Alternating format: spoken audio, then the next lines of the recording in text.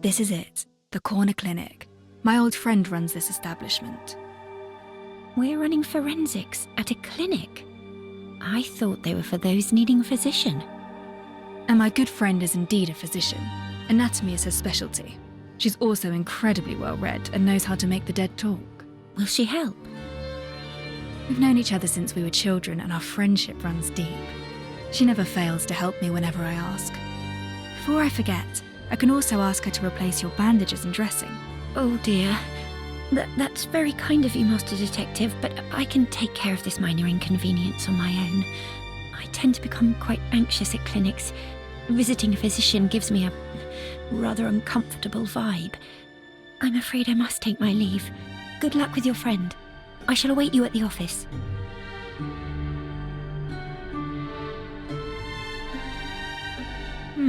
She doesn't like visiting doctors. Why is that? Well, the important thing right now is to get information out of the remains. The place seems well cleaned and smells of disinfectants. An old friend runs the clinic. I'll get thrown out if I show up empty-handed. Better prepare a small...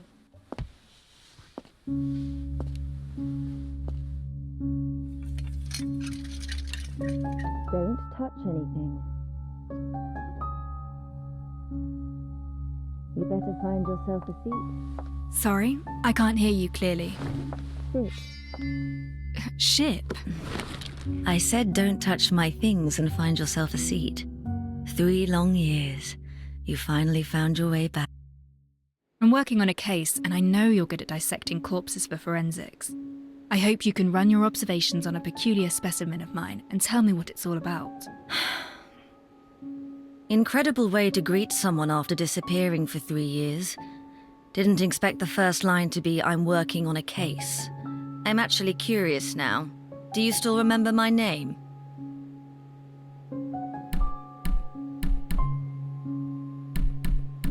Sweet Doc Firtho, please help investigate these remains for me. Playing coy won't work with me. Your first line should be, it's been quite a while, Firtho. This case is important. I need your help to examine these remains. Not a chance. Who do you think I am? You ghost me for 3 years, then you turn up with a corpse and ask me to run forensics. You didn't even bother with a proper greeting. Oh. Well, how are you faring these days? Someone stole my cargo. Yes? A mob of gangsters stole my cargo. Retrieved the goods, and I might consider working on the body you brought in. What sort of cargo is it? You owe me an answer. Yes or no? Certainly. I'll go look for it. The gangsters usually loiter around the Day Fairway intersection. Look around the place for clues of their activities. Intersection. Got it.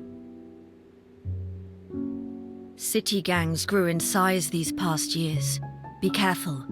Don't let them bring you to my place in a body bag. Don't worry. I can still handle a few hooligans. According to Firtho, traces of gang activities can be found at the intersection.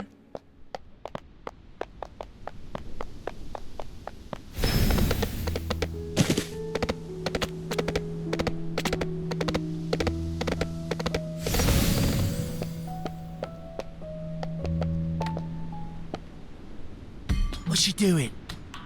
Someone jacked the cargo from the doctor of the corner clinic. You seen any signs of it? The corner clinic?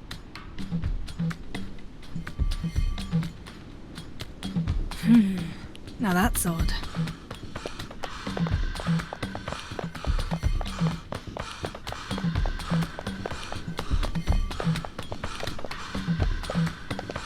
What's your business?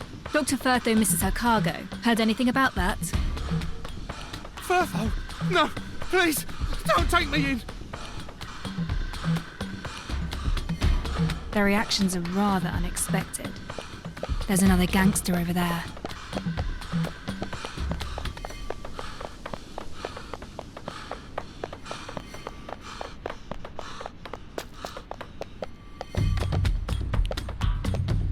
Why are you looking at me funny?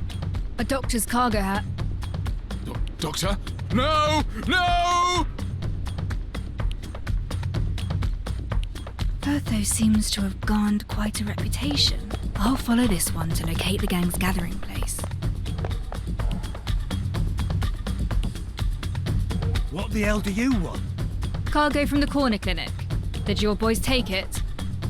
Wait, that bird-beak coroner hired you? Maybe. And so what? Keep steady, lads. We have the numbers. Pile on this lousy lout.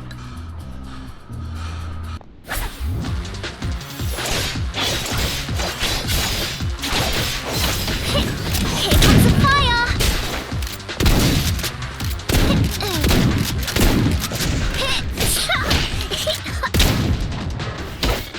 Stop!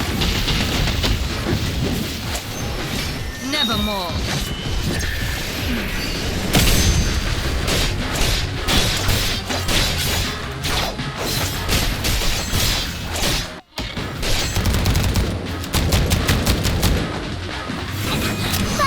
All fueled up and ready to roast.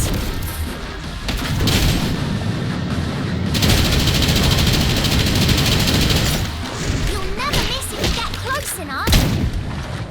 Now it's my turn. Take a sip and wake up. Timing is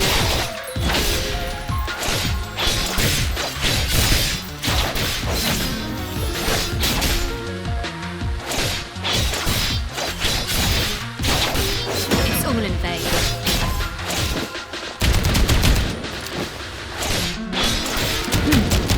Distraction. You'll never learn! Rat!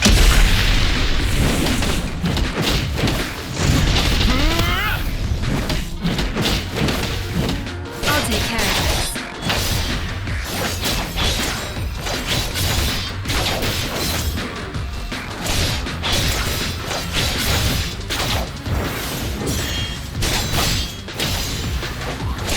At your service, patron.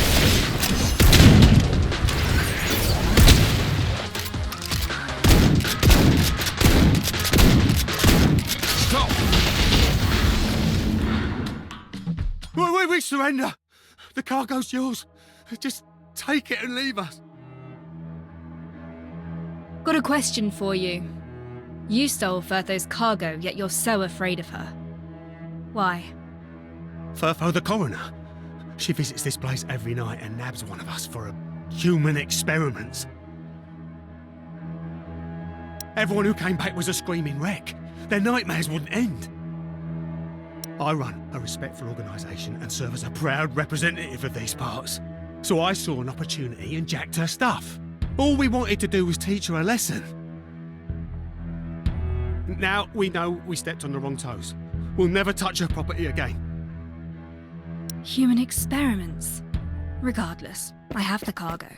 Time to ask Firtho to help me examine the remains.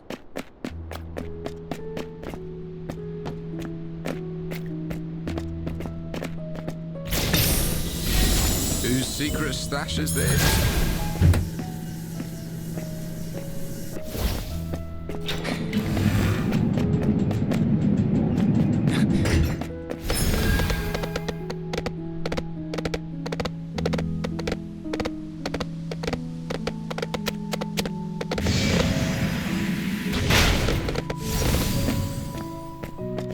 Back so soon.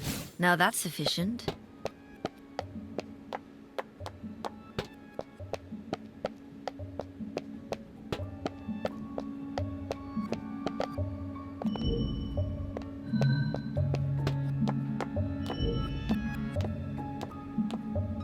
Firtho built this table herself.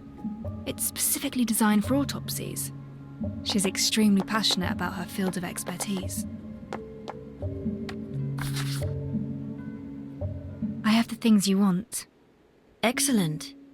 Haven't lost your touch, it seems. So, can we start examining the remains? All right, let me start over. Firtho, for the sake of our friendship, do me a favour and examine the remains for me. Of course, now you're finally learning how to behave. Come, I've already performed the forensics on the remains. Already? I knew you'd help. The conditions of this corpse you brought in are simply terrible. It's not even intact. First things first, the remains are severely carbonized, with some bones showing signs of calcination. It's almost impossible to identify the victim. Can you identify the victim's gender? From the pelvic measurements, the victim is male. How old is he? From the pubic symphysis, the victim is at least 30 years old. I found something that might interest you. The cause of death. We found obvious signs of arson at the crime scene. I suppose you found something else about how he died. From the remains, it's difficult to determine the exact cause of death. However, no carbon particles have been found in the victim's respiratory tract. There are also no signs of contortion of the limbs. This means that the deceased had no signs of life when the fire started. You're telling me that he was already a corpse before he was burned? Correct. So to wrap it all up, the deceased was around 30. Though we do not know how he died, burning is definitely not on the list. A man in his 30s. The gender is right, but Grim is younger than that. And it wasn't the fire that killed them. Don't worry, my conclusions should be watertight, unless the Royal Academy and the centuries of knowledge it accrued have all been mistaken. I have faith in your judgment. The rest is detective work. By the way, I found a strange gooey substance on the remains. It contains no human tissue, so I know it's not human in origin. A gooey substance with no human tissue. I found something similar at the crime scene. Can we figure out its purpose or use? It needs to be identified with a professional laboratory bench. Unfortunately, this humble clinic of mine is not furnished for this task. I remember Alf cleaning out the lab bench in the detective's office. Thank you. I have something that should work at my office. I'll head there now. Hold on. Take this. What is this? It's in the cargo you retrieved from the gangs. A stabilizer for people like you. It will help soothe the mood and mind, as well as suppress recurring nightmares. I concocted this particular blend for you. Did I ever mention about my nightmares? I'm a doctor. There are things that I can see without the patient telling me. The pallor of your face is obvious enough. Much appreciated, then. By the way, the gangsters told me that you were experimenting on them. What exactly is going on? Human experiments? I don't have time for running those. Many of them were ridden with skin rashes, infected by a highly contagious strain of varicella. And I happen to be working on a new form of medicinal treatment with the Academy. A preparation of an attenuated form of the source pathogen. It will help the user avoid further infections. Unfortunately, the only route of administration is via subcutaneous injection. Hence, I had to get hold of a few, restrain them to the bed, and inject them. The good news is that the recent batch proved its worth with an 80% success rate. The spread of the disease has been contained. Is that so? They do not understand the treatment methods you employ. In fact, they fear it. Fear? What's there to be scared about? I'm the one stopping the infectious rash. But you just reminded me how convenient it was to find them. I have some new medicines, and I do intend to invite them over to run a few human subject clinical trials. And they happen to be a most agreeable lot. You will succeed. Now, if I may, I'm taking my leave for my office. The results of the forensics contradict the witness testimonies. If the witness did not lie, then there is only one possibility. I should use my lab bench to verify my hypothesis.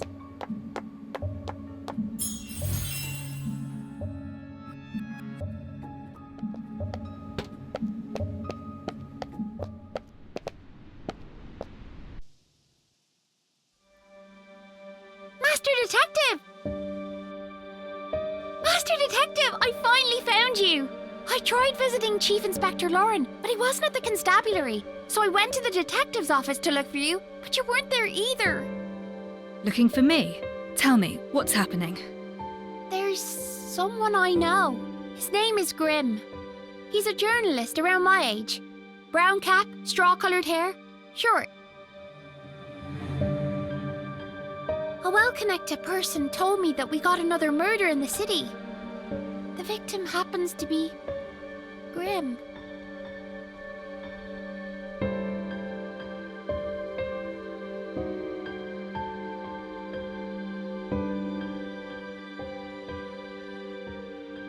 Well...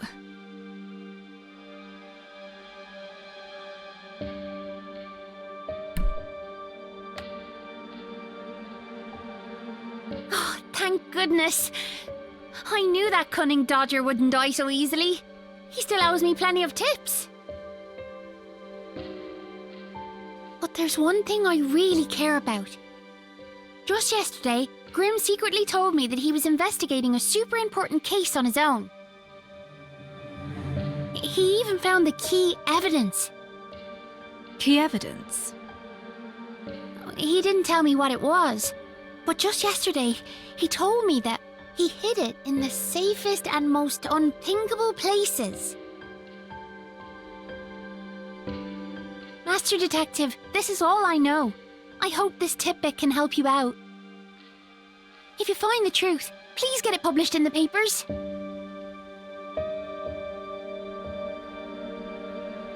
Grimm's on a criminal case. Now that's an unexpected finding. But this also proves my approach to be correct. I just need one more piece of the puzzle.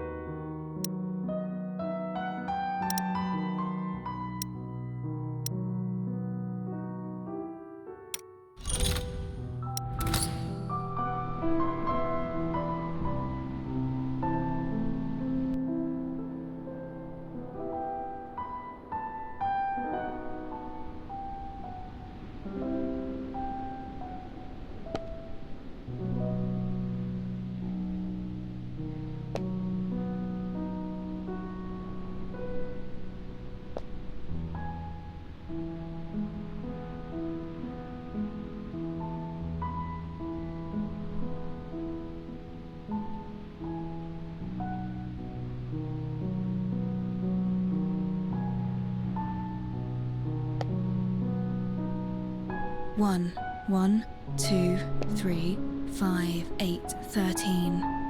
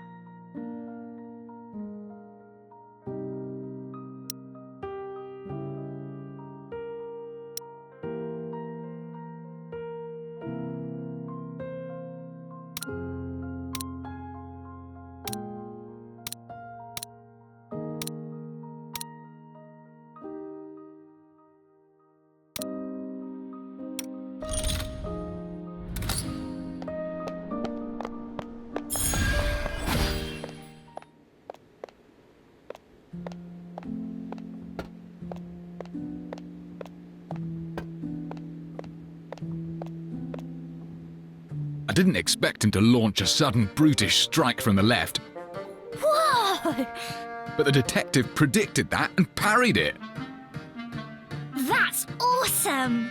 All it took was a simple slash from the detective to throw Rex off his balance. The detective then followed with a flurry of rapid attacks. Chief Inspector, sounds as though you just watched from the sides. It feels quite unfair, don't you think? Really? Well, I think I was helping plenty by not getting in the way. You all seem to be enjoying your discussion. You're back, Master! Everyone's here! Our superintendent has his hands full looking for the werewolves, so I came here to get myself updated about your investigation. And I must add, nice fight. Master Detective, did you get any key information from the body? Hold on, there's one more step. Time to use the newly cleaned lab bench.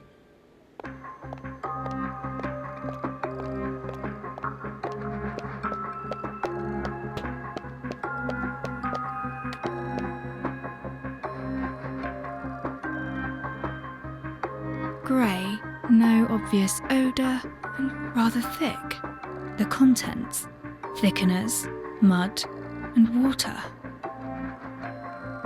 I see. A flame retardant. It can absorb heat and prevent fires from spreading. Flamery. What does it mean? Whoa! Don't touch that, Master! You'll get burned! I'm not burned. The vaporizing water brings off the heat to protect the skin underneath.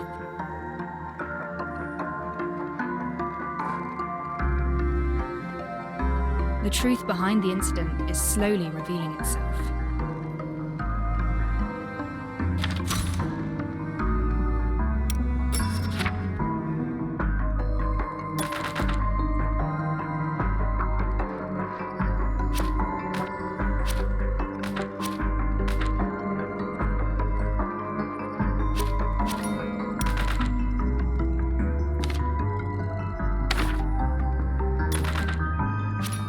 The autopsy revealed the person was already dead before the fire. This contradicts the witness testimonies. Grimm is around Pixie's age, but forensics revealed a different age. The body might not be Grimm. Flame retardants have been found at the scene. The two of them must have used it to prevent Grimm from actually burning to death.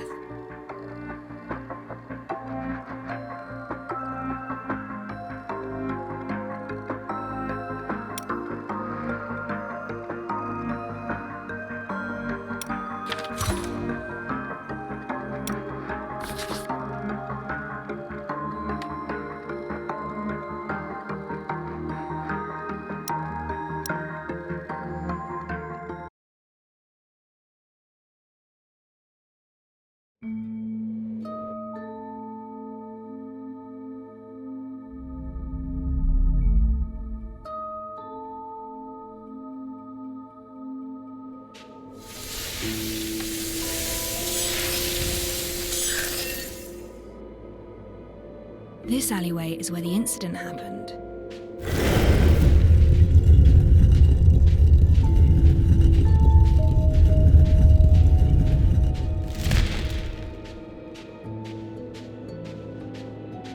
Late afternoon, yes, Grimm and a lady arrived here at an appointed time.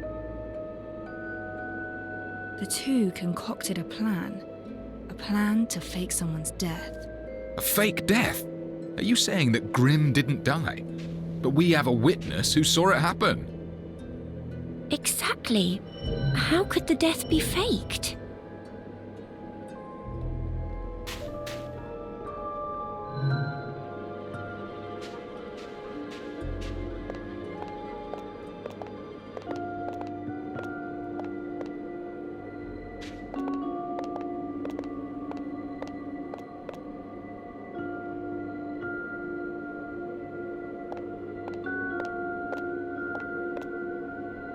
A flame retardant can insulate the user against heat.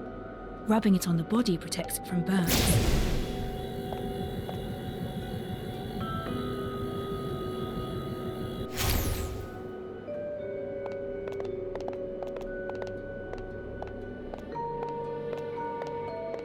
Alcohol is the most easily acquired flammable material.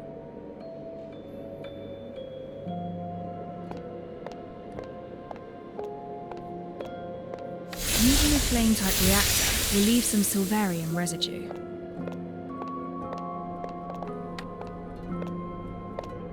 Grimm places his camera and hat down by the side, and then applies the flame retardant on his entire body. His companion prepares the fuel and ignition device. Whoa! Is he gonna get burnt? No, before that happened, they must...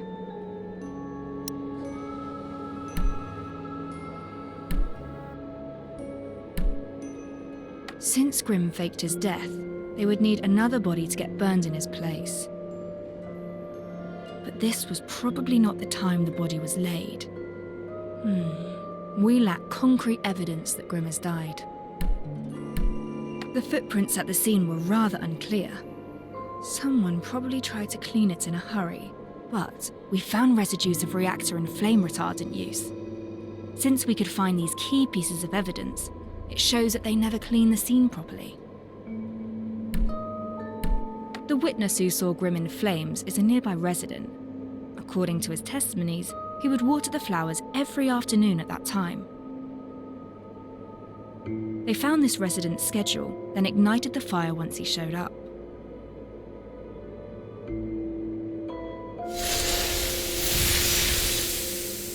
As they expected, the witness burned the scene into his memory before running away in fear. So, we have a witness claiming that Grimm was burned to death. Then who was... We found an extremely carbonized body at the scene. Forensics revealed him to be a male of at least 30 years of age. At least 30. Grimm wasn't that old from what I remember. Additionally, forensics also discovered that the male was already dead before the fire began. The carbonization of the corpse perfectly obscured his true identity. Therefore, the body isn't Grimm, but a prop that Grimm and his companion prepared.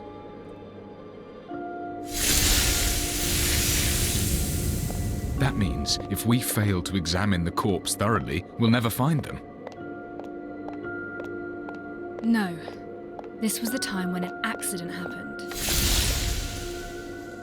Though people barely enter the alleyways of the high piers, the behaviour of street punks is hard to predict.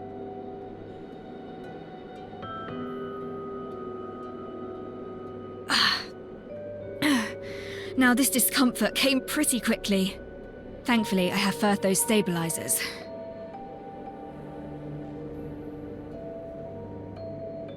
A street punkster heard something. He entered the alleyway to see what happened. And anyone walking in would definitely see something rather interesting. That's correct.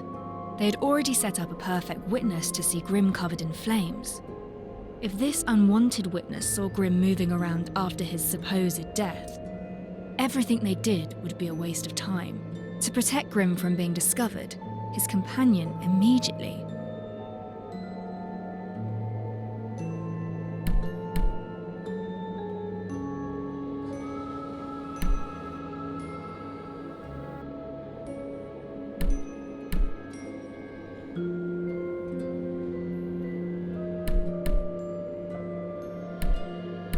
took Grimm by the hand and fled the scene.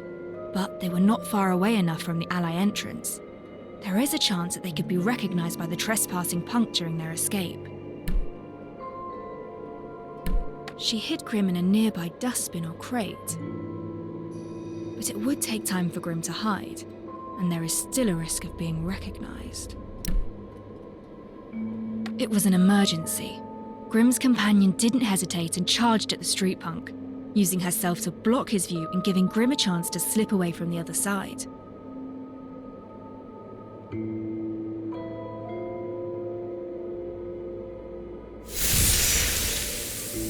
The punkster did not expect a lady to act in such a manner. He was completely occupied by the lady and began to fight. That makes total sense. No one saw Grimm again after this incident, and that's how Grimm died. Nobody found out about the fake death, but the companion paid the price. During the scuffle, she lost a shoe.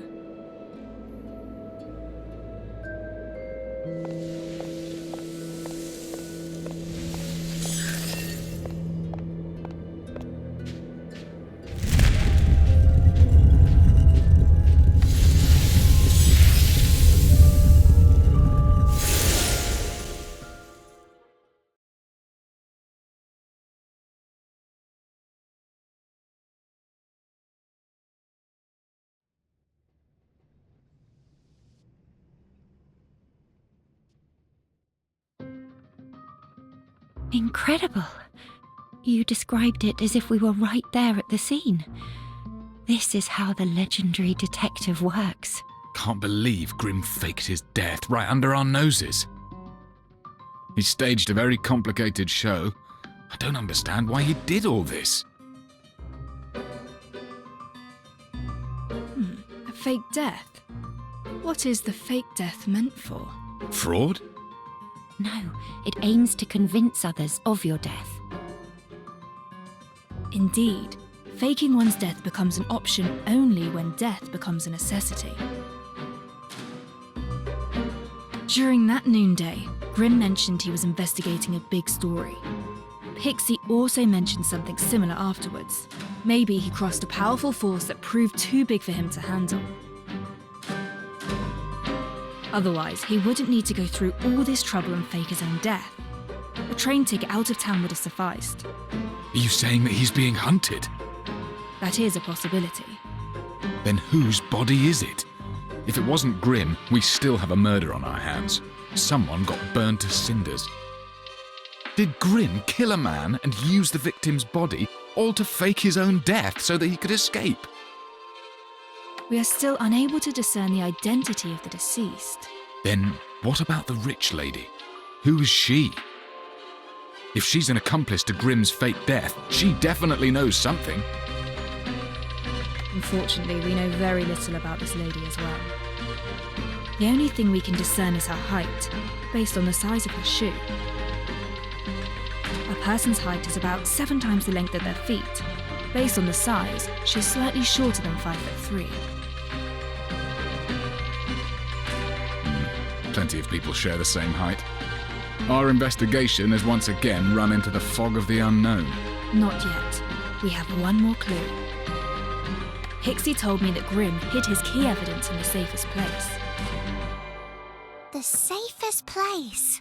Was he talking about his home? The home of someone on a bounty list isn't exactly safe. But the home of a supposed enemy might be another thing. You mean the detective's office? If memory serves, Grimm visited here yesterday. Alf was the one who chased him out. Right! I defended the detective's office. He was poking around the kitchen area. Let's take a look. I can see that someone has searched the cabinets. I thought it was Alf, but perhaps it was someone else. Grimm's appearance in the office was no mere coincidence. A cabinet with a mouldy smell. This isn't it. Beneath the hot fluorescent tube. Not here. Empty storage boxes. Not here. With Grimm's personality in mind, where would he hide it? The most...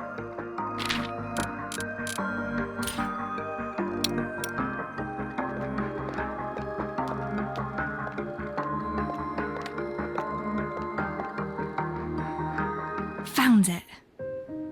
Grimm's notebook.